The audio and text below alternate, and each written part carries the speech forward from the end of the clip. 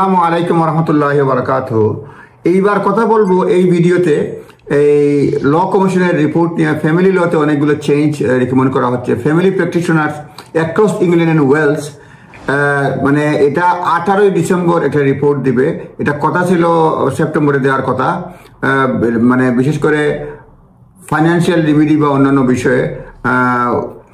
The window is now open for a law commission to publish its scoping report, review financial remedies law, এবং এটা financial remedy ল তারা review করবে। এবং আমি যেটা বলতে চাচ্ছি যে ডিভোর্সের ক্ষেত্রে কি ধরনের পরিবর্তন আসতে যাচ্ছে। The bill proposes replacing section 25(2) Matrimonial Causes Act, Section 25, Subsection 2, Matrimonial Causes Act 93 criteria with provision largely modeled on Scottish financial remedy, মানে স্কটিশ ফাইন্যান্সিয়াল রিমিডির জন্য তারা যেটা এটা ফলো করতে যাচ্ছে অনেকটা।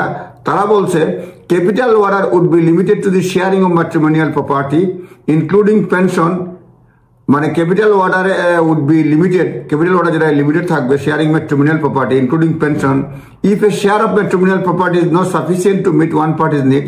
শেয়ার দিয়ে যদি এক পার্টির নিড মানে মেনটেন না হয়, সাফিসিয়েন্ট না হয়, there would be no topping up mechanism from non matrimonial property based on needs.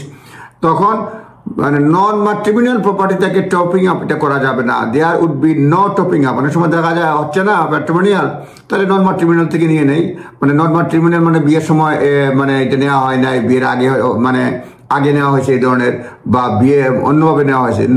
এবং নুপশিয়াল এগ্রিমেন্ট উড বি বাইন্ডিং, যেটা নপশিয়াল এগ্রিমেন্ট এটা প্রিনাপশিয়াল বা পোস্টনাপশিয়াল হয়, এটা বলছে এগ্রিমেন্ট উড বি বাইন্ডিং, এটা বাইন্ডিং করবে সাবজেক্ট টু ভেরিয়াস কেভিয়েট, বিভিন্ন ধরনের শর্ত দিবে relating to fairness of the creation, fairness বিবেচনা করে, but without being fairness or needs get out clause, এবং উইদাউট দেয়ার বিং কোনো ধরনের গেট আউট ক্লজ যদি না থাকে ধরনের কথাবার্তা বলছে।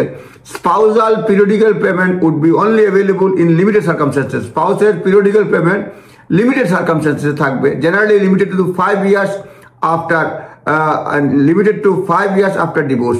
মানে স্পাউসাল মেনটেনেন্স 5 বছর পর্যন্ত চলবে, unless recipient could establish this would cause them suffer serious financial hardship. এটা সিরিয়াস ফাইন্যান্সিয়াল হার্ডশিপ যদি হয় তাহলে, আর নাহলে 5 বছর পর্যন্ত থাকবে। সুতরাং চেঞ্জ হচ্ছে এই ইন্ট্রোডিউস ল, মানে এই বিলটার নাম হচ্ছে not what public emphatic effort baroness উস attempted to introduce into law her divorce finance provision bill, divorce ব্র্যাকেটে যে ফাইন্যান্স প্রভিশন বিল। তারপরেও আপনারা দেখে নেবেন, জাস্ট আমি কি কি চেঞ্জ হচ্ছে এটাগুলি বললাম। মানে প্রথমত হচ্ছে মোট capital order limited to sharing matrimonial property থাকবে। তারপরে বলছে নপশিয়াল এগ্রিমেন্ট বাইন্ডিং করবে, কিছু কিছু কন্ডিশন রয়েছে। স্পাউজাল পিরিয়ডিক্যাল পেমেন্ট যেটা দেওয়া হয় পিরিয়ডিক্যাল পেমেন্ট 5 years আনটিল, মানে যেটা যদি দেখা যায় যে সিরিয়াস ফাইন্যান্সিয়াল হার্ডশিপ থাকবে, এগুলি প্রমাণ করতে হবে।